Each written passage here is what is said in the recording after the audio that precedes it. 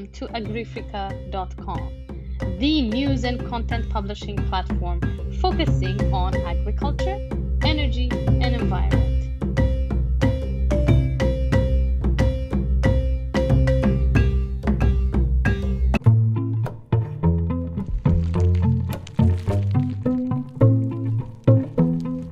Seed saving is all about sex. And humans are all obsessed with sex, even if it's rutabaga sex. My sweetheart. This is right up there with making love to your spouse. Seeds are so crafty. The diversity in our seed stocks is as endangered as a panda or a polar bear right now.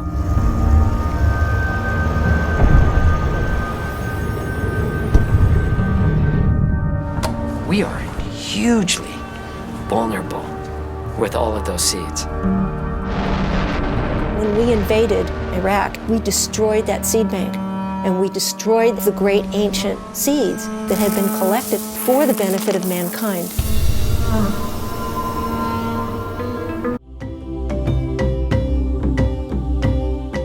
Thank you so much, John Betz and Taggart Siegel. So John, there you go, so we can see who is who. Thank you so much for accepting this interview request to discuss about your film, Seed, the Untold Story. So perhaps you want to briefly introduce yourself. I know you're both in the film industry, one being Mr. Taggart Siegel. I know you are a promoter of cultural diversity, so we'll definitely talk a little bit more about that. I'll go first. I'm Taggart Siegel, and I've been making films for 35 years or so, and it's been a long journey. I started with many of the cultural documentaries of refugees coming into America, such as the Hmong from Southeast Asia. They're from the mountain people way up in Laos and Thailand, and they came to America in like 1982, 83. And I started this documentary seeing how refugees that lived way remotely in these communities way up in the mountains and lived in an oral tradition, and how they farmed and how they did spiritual work. Many of them are shamans that brought their ancestral heritage to America, sort of dropped into America, which is quite a shocking thing. So that sort of took me on this journey of filming many refugee groups, Laotians and Hmong, and then even got into different gang communities in Chicago. But then I took this really, I started going more into the environmental movement, and I started with The Real Dirt on Farmer John, which is a film about a farmer losing his family farm and getting it back, and then restoring the land, becoming an organic farmer and a biodynamic farmer, and providing food for over 1,200 families each season, which is quite remarkable for a farmer to provide such healthy food. And it's called the community supported agriculture. So that opened the doorway into Rudolf Steiner, which he lectured in the 1920s on biodynamic farming and what it takes to get the soil back to, good nutrients and to provide healthy food for people. And from there, John and I joined forces, and we made Queen of the Sun, What Are the Bees Telling Us? And that's a real pivotal, more environmental film, seeing the colony collapse disorder of honeybees and what is causing the honeybee collapse, and realizing this is one of the most important issues of our time. If we can't save the honeybee, we really can't save ourselves. Mm-hmm. And that sort of flourished more into, all these chemical companies and seed companies kind of in bed with each other, and pharmaceutical companies, and how they were doing some devastating poisoning of the earth, including killing honeybees and insects. And then that moved into Seed the Untold Story, which I could pass over to John to tell that story. You know, Queen of the Sun began this sort of bigger picture look, going from a single farmer and Farmer John to, you know, a whole smattering of like amazing, you know, colorful characters, beekeepers all around the world. And we continued that same sort of approach with Seed the Untold Story. It seemed to be a really great way to tell sort of these global stories that affect all of us in still an intimate, character-driven way, by seeing how these different people are sort of these unsung heroes of our agriculture. And of course, they're the farmers, but in the case of Seed the Untold Story, they're the seed keepers, which are something that most of us have never heard of. A seed keeper, what's a seed keeper? And so we didn't know either. That's how we start. We start always sort of opening a box and saying, what's inside? And so I remember Taggart brought a Xerox from National Geographic and just put it on my desk one morning. He said, I think that might be our next film. And he didn't know how true those words were. It was the Svalbard Seed Bank up in Norway, on an island sort of north of Norway, and this Arctic, jutting out of this Arctic ice is the Doomsday Seed Vault. We thought, Doomsday Seed Vault, that sounds like it could be a film. And so we just dove into this world through like history and time and cultures, all the way back to sort of like the history of agriculture and mythologies and religions and the Garden of Eden, and just really looking at where our food comes from. And we found these incredible people. And so we follow these seed keepers, we follow environmental activists, we follow organic and sustainable farmers as they begin to share this message of how they have been working in hidden ways to save our agriculture. And we found out this astounding statistic that 93% of our seed diversity, by a research paper in the 1980s, found that 93% of our seed diversity had been lost because so many people had abdicated farming. And so much in the ways that the colony collapse disorder of bees was sort of prompted by a message of disappearance, an extinction, maybe the threat of extinction. In the same way, looking at our seed diversity and saying, well, I eat just fine. How is it that my seeds are disappearing, and what does that mean for me? So would you be able to give us and thank you for that, and perhaps a brief introduction about what you have done prior to that, before you both met to do the movie, or should I say the documentary about the Queen of the Sun? Sure, yeah. So I had gone to film school, and then I had made my senior thesis on former child soldiers in Uganda, Africa. So I had come from a very humanitarian side of things, looking at trauma and war-torn scenarios, and had come out of it from that angle. So the environmental angle, for me, what captured me was, at first, was the characters. And I sort of fell in love with the importance of maintaining our environment out of working with Taggart on that. My role, Taggart's the cameraman and such a visionary. My role was to sort of be the yin to his yang, or the yin, you know, to his yin. And so we would complement each other in putting together budgets and grants. And so very much a producer mind. First film, Queen of the Sun, and then we both co-directed, which was its own special collaboration. You know, sometimes you're best friend, other times you disagree with each other, but we got through it. So. Yeah. Lovely. How long did it take you to make the documentary? To produce it, I mean, to script it to a certain degree, to identify the subjects, and to actually get the budgets to the final post-production and then distribution? It took about 3 years, maybe a little over 3 years. And a lot of that time is preparing grants, writing many, many grants to environmental agencies or foundations that support agriculture. And there's not as many as you think there are. But so we went for the traditional kind of like applying for grants from film foundations, but also agricultural foundations. And it's a very lengthy process. You have to wait often for months to hear back from them. And sometimes we ran out of money and we had to raise money again, and we started a Kickstarter, and we actually did 2 Kickstarters and raised over $150,000. And that was like, oh God, people care about seeds. They care about us as filmmakers.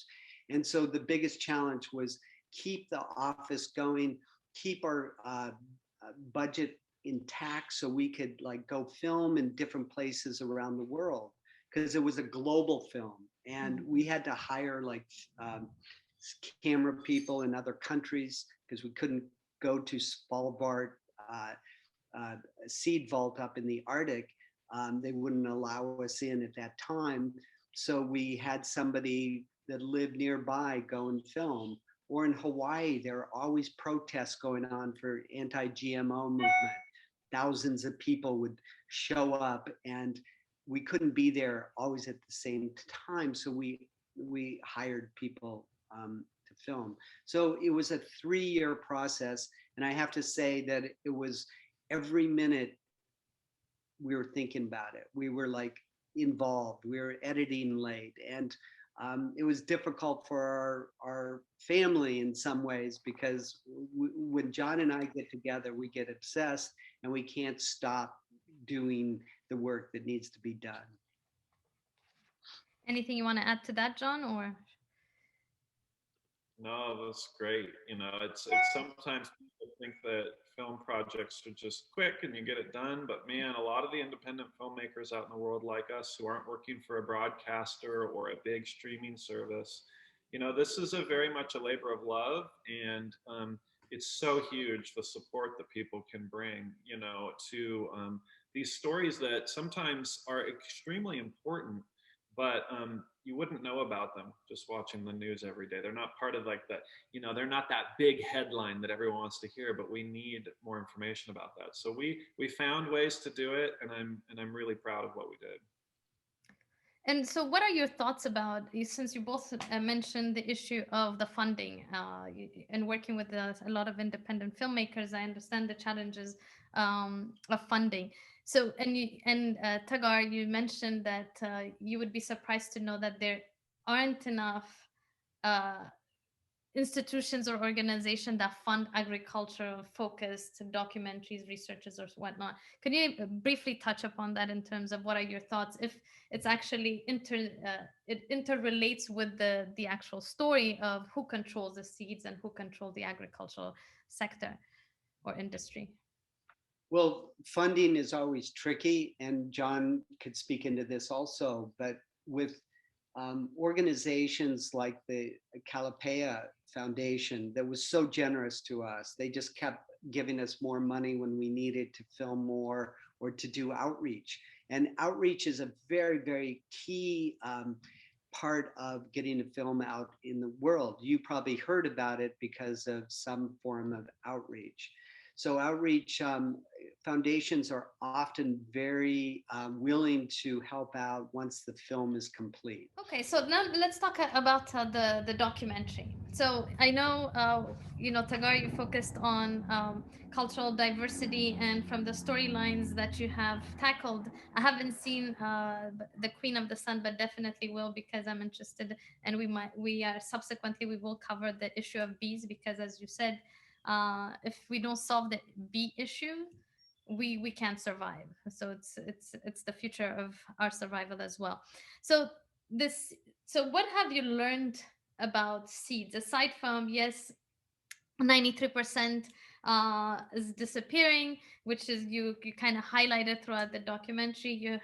So what is it that you learned about the seed that is important for farmers and also for the industry investors?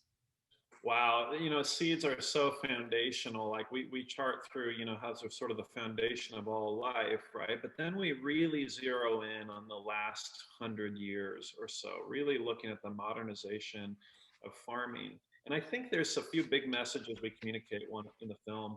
One is that diversity is resiliency. In farming, it's very much go big or go home these days. And so it's, investing in equipment and going into debt and getting bigger land and doing more at once, and volume. And I think what we realize in the film is that there is an incredible amount of fragility to our farm system, not just from one farmer managing so much land and maybe going bankrupt or whatever. That land can still be managed again, but it's from buying and using seeds that are from such narrow genetic stock. And what I mean by that is because of the corporate consolidation of seed companies that happened in the last 100 years, starting with hybrids and sort of what happened is every farmer would save years to years, generation for thousands and thousands of years, right? And then what happened is in just 100 years, it totally changed because companies, capitalist, for-profit companies would come in and they would say, hey, we have a way to create a seed that just gives a little more juice or is a little more resistant to this or grows better this way or produces bigger fruit. And we've created it through this process of hybridizing. But the hybridizing process was such a way that you couldn't save a seed from a hybrid and grow it again the next year. It wouldn't grow the same. And so that allowed the companies that created these hybrids to control the genetic property, so to speak, right? And so what they were able to do is you had to buy it from them. And so they grew bigger and bigger. And what happens is as they grew bigger and bigger, the smaller seed companies that did it the old way and did it with what we call heirloom seeds all got gobbled up. And then over the last 100 years, you have just a handful of companies that are now called agro corporations that have the most money, but they have the most money in large part from selling chemicals for agriculture, fertilizers, pesticides. And now those same companies also have bought up the seed companies that now don't just make hybrids, which can't reproduce, in which they are the people that can sell and they do all the research on, but now they have begin to genetically modify the seeds. Why do they genetically modify them? Generally speaking, the money that's put behind genetic modification is to create seeds that can withstand more pesticide spray and more fertilizer. Well, the downside of that is that those pesticides and those fertilizers are destroying the soil, which is even more important than the seed. If you don't have good soil, you can't grow good seed. And so you see how, as in the last 100 years, we've gone from a very sustainable generation to generation. It may not grow as much and exactly how you want it, but it's way more resilient. And now we have just a few companies selling generally the same kind of seed. So what happens is, if a disease or a drought or a floods come in, those seeds aren't equipped to handle that. And all of the agriculture across the United States is vulnerable because they're all growing just a few kinds of corn varieties or a few kinds of soy varieties. And so as we saw that, we go, wow, it's not just the loss of seed diversity, it's actually the influences behind that could be disastrous for agriculture. You know, that's why we really selected a lot of heroes. We felt were heroes as we went on this journey, because we're not farmers, we're not beekeepers. I mean, I am a beekeeper now because we made the film Queen of the Sun, and I am now a seed keeper because I made seed the Untold Story. But I had to learn from all these masters that were like doing it for 20, 30, 40, 50, 60 years. I mean, these are incredible seed keepers that hold it in their family heritage. The Hopi from southern United States. It's a land that has never been taken over. So the Hopi have been able to live there for thousands of years. And they had varieties of corn that this one seed keeper named Lee has been carrying on that tradition from, you know, all these generations of family members that come to him, and he knows how important it is to carry that seed, to hold that seed, to say, this seed is my family, this seed is my child. This seed, all the seeds that I have that I grow in this field are all important. Not one is more or less important. And so that went in very deeply into my heart, because I'm like seeing, wow, seeds are family. Seeds aren't just this materialistic thing that you could go buy, you know, in the store. But oftentimes we saw this from every seed keeper that we came across that had love for seeds. They would tear up holding the seeds. Amigdio Balan from Bolivia, who works with the native people in southern United States. He told a story that his grandfather said, hold on to these seeds. They're worth more than money. They're everything. And he's just tearing up. And for some reason, I've held seeds and I start feeling a little bit emotional. Now you could say, oh, that's just woo-woo and stuff, but seeds are alive. They're potent. They're babies to be bursting into new life that could feed thousands and thousands of people. So really our mission was to hear the voices of the seed keepers that came before us, that are really holding on a tradition that could die out. Literally, many of these old varieties, if they're not planted year to year, they can die out. So you see somebody like Will Bonzel at the beginning of the film with his long beard, and he's talking about Noah's Ark. He feels like all the seeds need to get onto the ship or the boat to be preserved, because he doesn't know what's going to be good in the future, whether that one seed that he saved might be the seed that is really good for drought or really wet conditions. So all these seed keepers in Africa, in India, in United States, all over the world, if the local people aren't keeping their seeds, they're giving themselves up to this corporate power. And that's when they often go into debt, such as in India, where many, over 250,000 farmers have committed suicide because they get into that hybrid, got to buy inputs, got to buy tractors.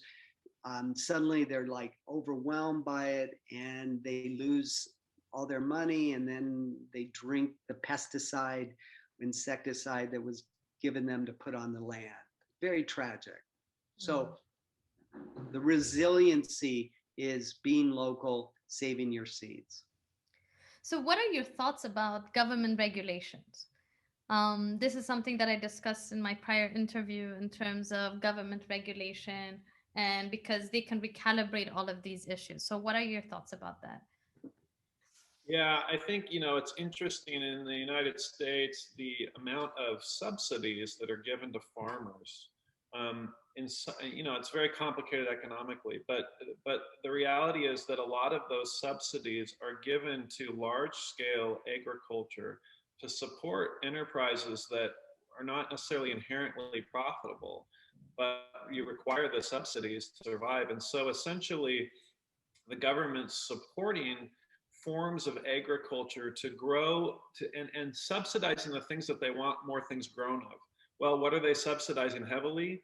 Corn and soy. Why? Not to eat them, to feed cattle, right? So that we can eat beef. So the meat industry, the whole diet, the whole like push is for a certain type of food system and a certain type of outcome. We're finding out is that that's very destructive for us when eaten in large scale. It's the fast food industry that's fueling a lot of that.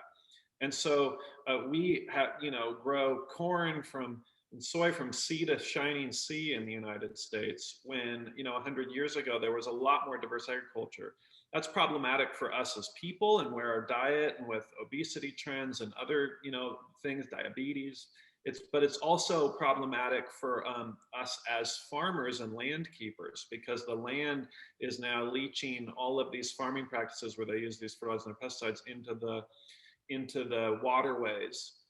And so government regulation could be helpful for re-steering that, right? If you can provide, how about some of those kind of subsidies to support things that are long-term fruitful, even though they're short-term more difficult, versus just supporting the short-term treadmill that a lot of farmers are on. And I think when we talk to people like in the film, Senator Tester in Montana, who is really involved in both the civic side of that and the farm practice, but also championing the longer-term sustainable agriculture, you find a way that government can intervene to be supportive of things that are not simply short-term thinking. And I think also, we see in the film a lot of Native American voices. We're of course based in the US, and we focus a lot on the Native American voices, both because they were the originators, their cultures were the originators of our foodstuffs, and also to look for their wisdom, not from the short term paradigm that's mostly profit motivated for myself or my company, so to speak, and instead more thinking of yourself as part of the whole and thinking about generations and thinking about what we're doing. So I think regulations and subsidies are incredibly powerful when it comes to influencing the farm structure. And unfortunately, there are often too much listening to the special interest groups that are funding a lot of these things through these agrochemical corporations. Lovely. Tagar, you want to add or?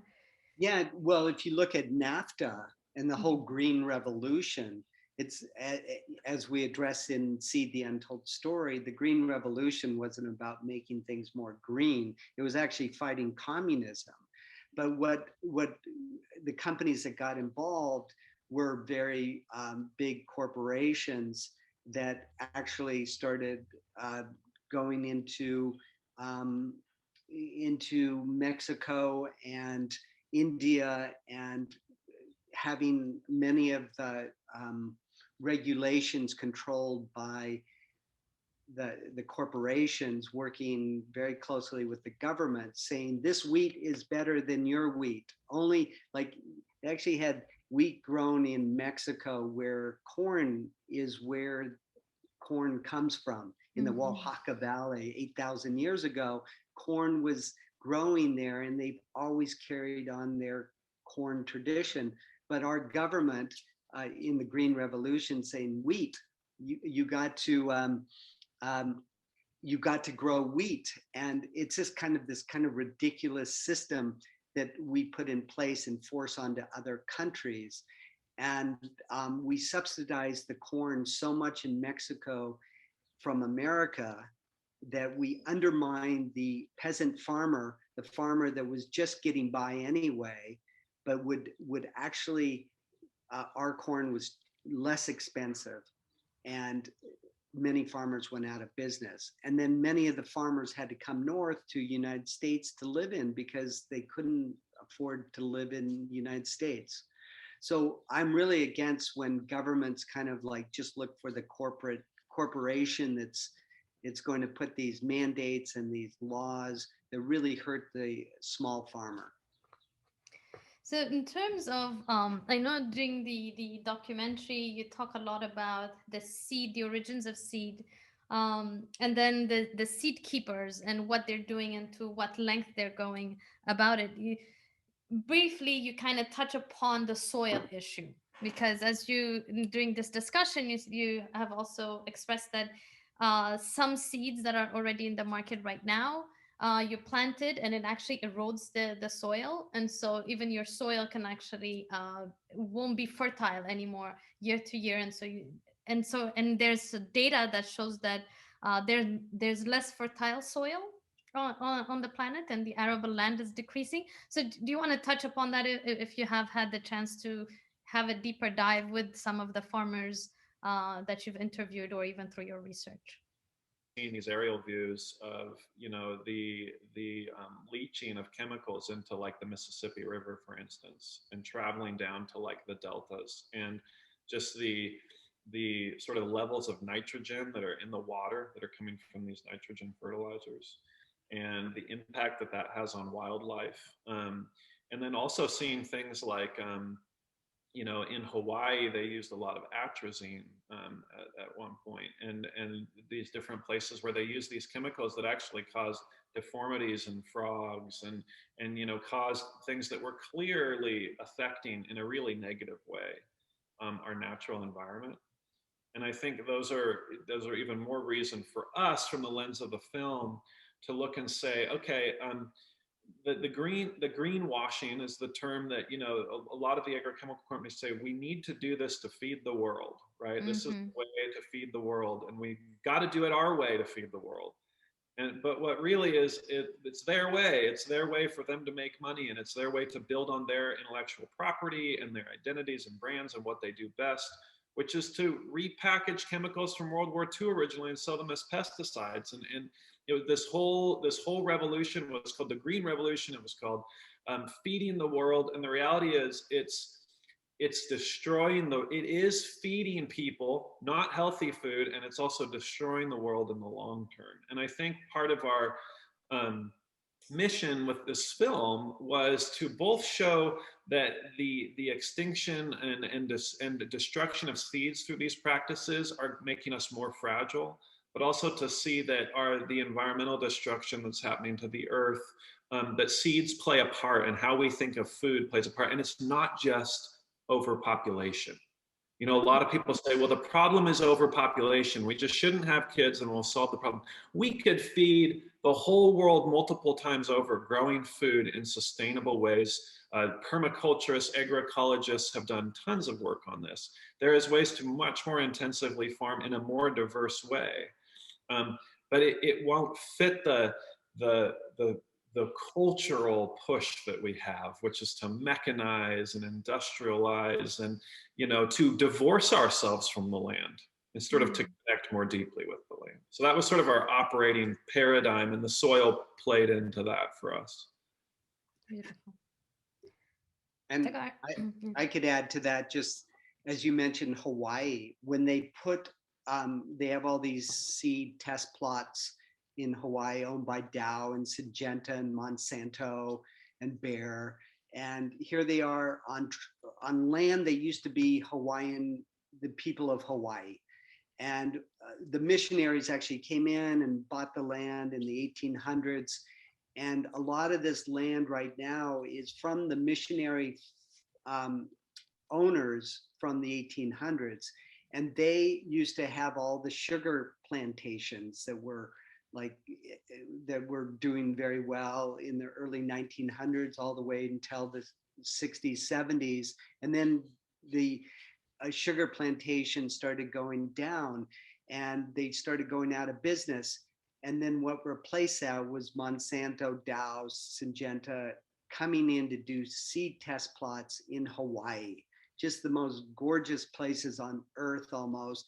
And here they are, like literally sterilizing the soil in order to plant the seed, the genetically modified seed, into the soil. If the soil can't have microbes, they killed the soil in order so they could put their inputs in and their chemicals. And this is what we've seen with industrial agriculture, is that the soil is getting destroyed, creates more erosion that goes into the Mississippi River and Delta and goes into the Gulf of Mexico, that all these algae blooms and stuff. So soil is really everything, along with seeds. And healthy soil comes about with farmers that are doing really good, healthy, environmentally sensitive organic farming, where the chemicals aren't poured onto the soil, but rather the soil is built up. And this actually helps with climate change too, because the healthier the soil, the more the carbon could go into the soil. And so I think the biggest movement of now is really restore the soil on the earth, so people could really have healthy diets with healthy soil, and then healthy seeds that aren't hybrids that you can't save, or seeds that often require chemicals to be put on. You could put Roundup, which we know now with thousands of cases of people getting sick from Roundup, and this lawsuits that are going with Bayer right now. Monsanto was bought up by Bayer. So all these lawsuits, and now, they're trying to reintroduce Roundup again in places like Mexico, saying that it is safe to apply when all these people are getting sick. So You know, it's an ongoing struggle, and we have to fight for keeping our soil rich and keeping our seeds free. Absolutely. Monsanto now owns a quarter of all the world's seeds, along with a couple of other companies. They own about 60% of all the world's commercial seeds.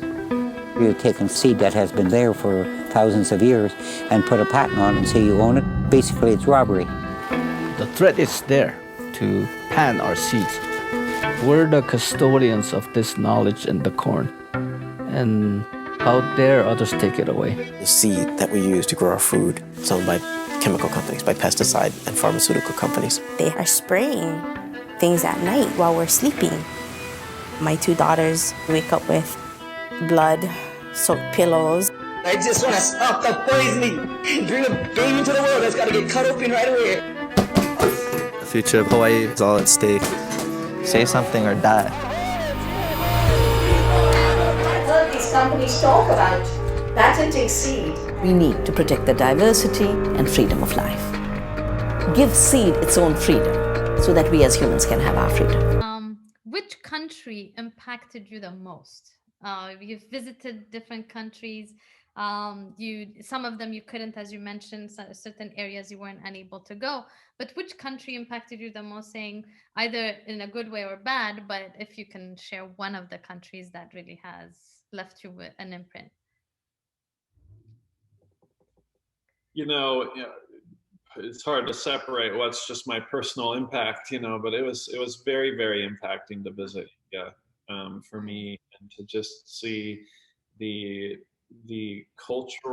level of farming that happens, the amount of farmers that are farming in India right now. You know, in America in the 80s, like Taggart talked about, the Real Different Farmer John, that was very much a story and a film he had made about small farmers having to go big or go home, getting gobbled up, going, you know, bankrupt. There was a whole transformation, and it sounds too positive. There was a whole, like, you know, change up of farming in the US. And I think India, we saw it in like the throes of this. And I think the current farmer protests right now, which I don't know a great deal about, show that this is still very much a charged situation, that this revolution of farming that's being kind of pushed is also being pushed back on because there's so many people whose livelihood is rooted in farming culture and a livelihood of producing food for our earth. And in the West, we tend to think of that as backwards and like, you know, a job that you don't want to grow up and be a farmer. If you grow up in a farm town, you want to move to the coast and work in tech and blah, blah, blah.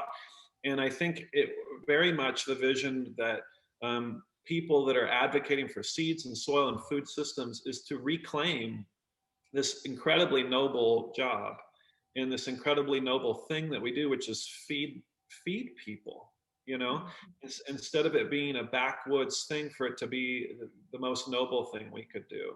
And so we saw India in the throes of that, and it just really affected me to see so much, you know, incredible land and incredible people invested in this, and know there's going to be such a change coming, you know, and hopeful too, like people with Vandana Shiva and other people who are very much advocating, and Suman in the film, who are very much part of that reclamation process, which will be very grassroots, I'm sure, you know. And Tagar? For me, it was India also, but my other place that I loved filming was Mexico. Going to Oaxaca, to the source of where corn came from. And it's very magical and almost mystical when you're down there and you're hearing people talk about seeds, corn especially, and how corn is kind of like any food that comes from the wild and then is almost a gift to us so we could feed ourselves. Think of wheat, think of corn, think of millet, think of all these hands that helped form the seeds that we now take for granted that could feed millions of people. But in Mexico, corn is so incredible. The diversity, when you go to a community that still grows the old indigenous corn, the colors, the vibrancy is amazing. And restaurants starting to pop up in Oaxaca, where they serve like all the indigenous different corns for the tortillas. And so you get to taste these flavors that I've never tasted, you know, in the United States. So I really appreciate when a culture is reviving itself and really appreciating their heritage, because so many beautiful things come out of Mexico and South America, as well as in Africa. I mean, if you think of the millet and you think of the, I heard fonio, is that the, is it FONIO? And I hear that's an amazing drought-resistant food source in Africa. Is that right? Yes, in West Africa. Yeah. So in terms of the 3D printed food, what are your thoughts about that? You know, they take the cell and then they print food. Earlier on, John, you mentioned, and it's a growing discussion in regards to we need to feed the growing population. We don't have enough food, and so on and so forth. So and also to tackle climate change and so on, you know, we need to print food. Do you have any opinion about that or perspective? It's the first time I've heard of that. The film's been out for a couple of years now, and so I have to admit I haven't even heard of that. The gene editing was the last thing that we were really focusing on, you know, was splicing genes and editing very specific pieces of material. The 3D printing just kind of blows my mind to think that, like, you're literally standing on dirt that can grow it, you know.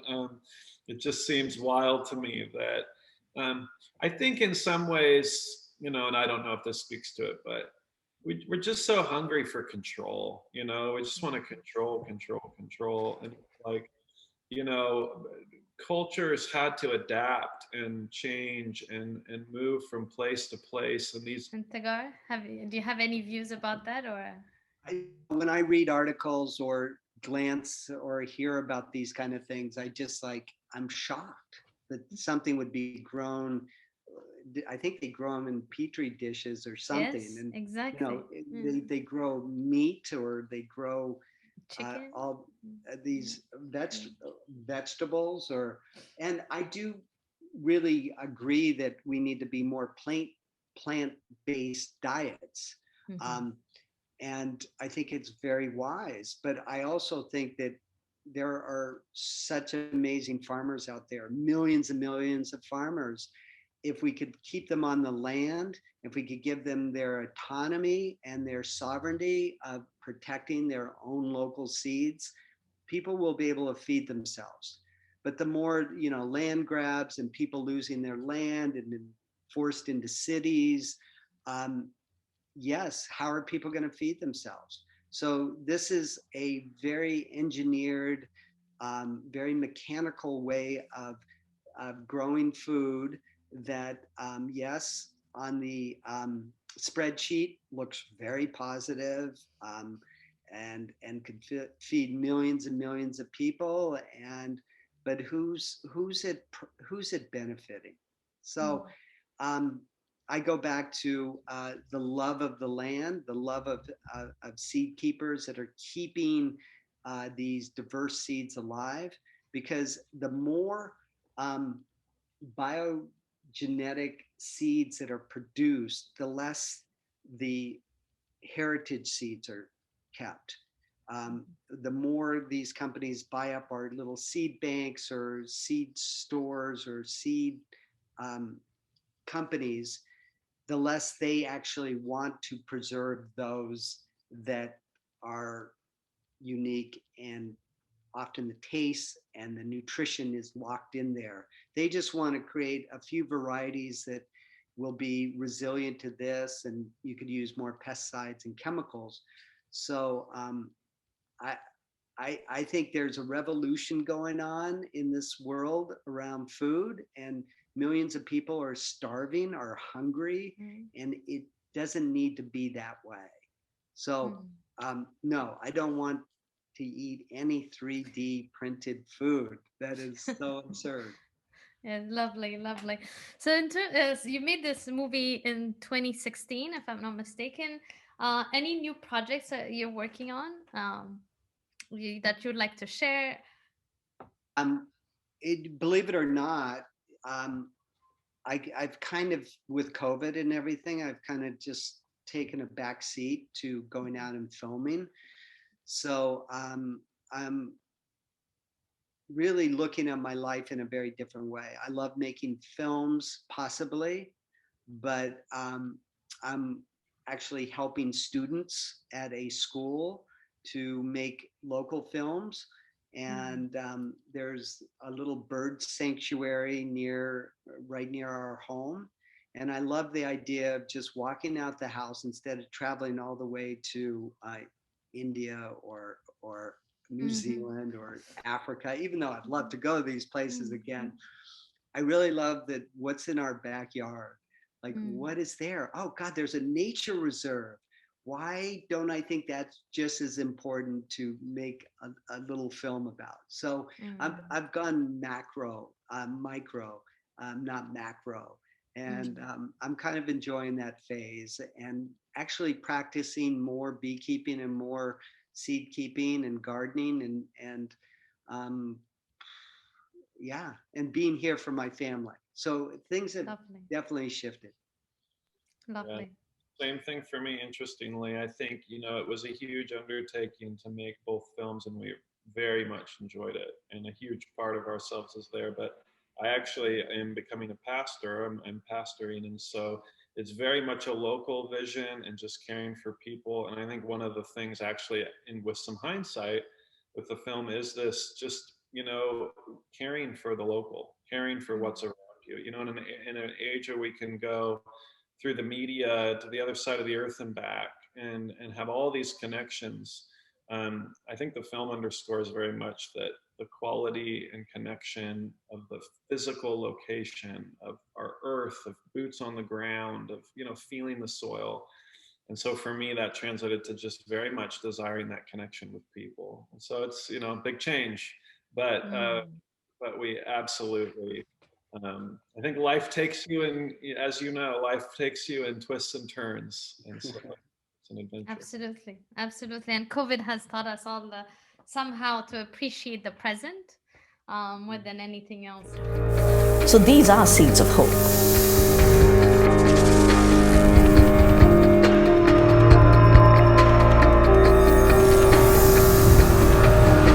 What if there's all kinds of other seeds in nature that have the potential for food production? Sweet? What's it taste like? Tastes terrible. Does it taste bad? Yeah.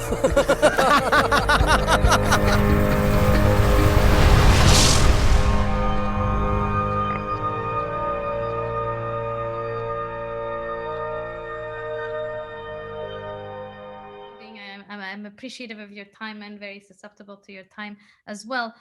In terms of what is the one thing that you foresee that will change in regards to seed? So in order to close it on a hopeful note, and how the next generation will be able to embrace the importance of seed.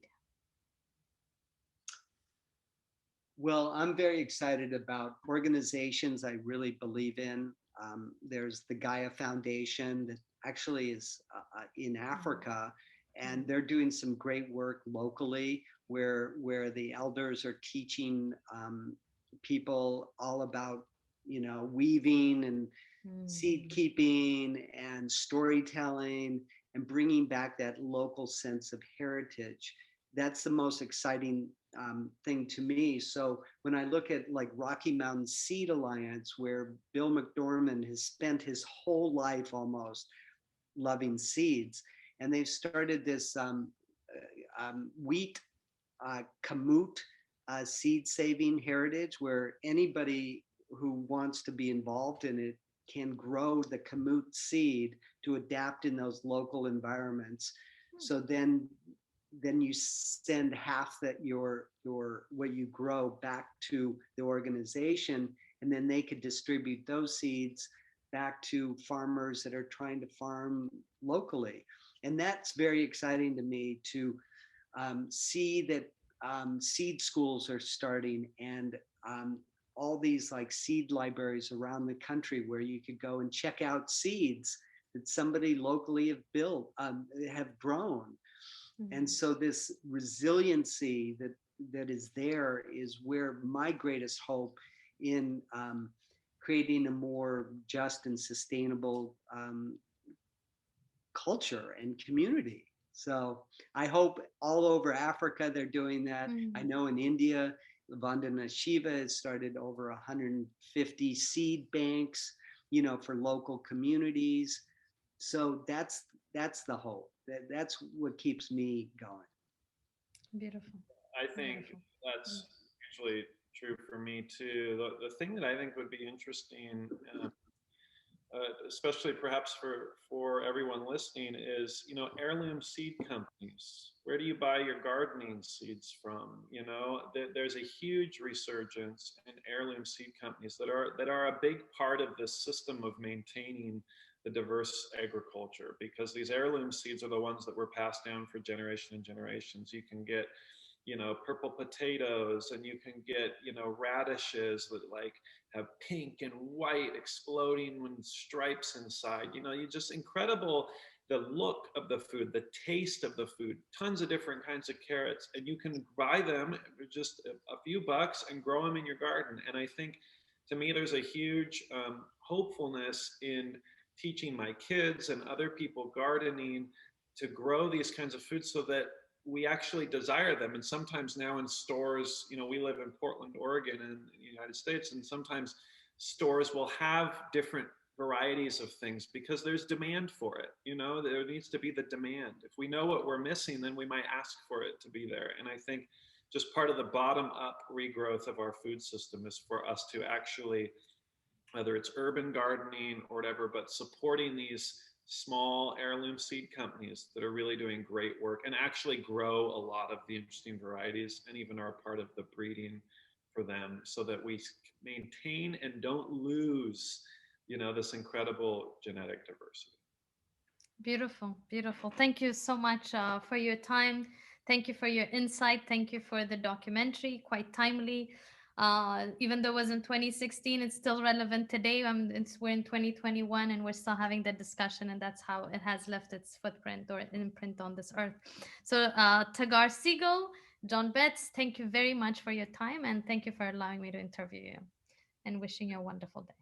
Thank you.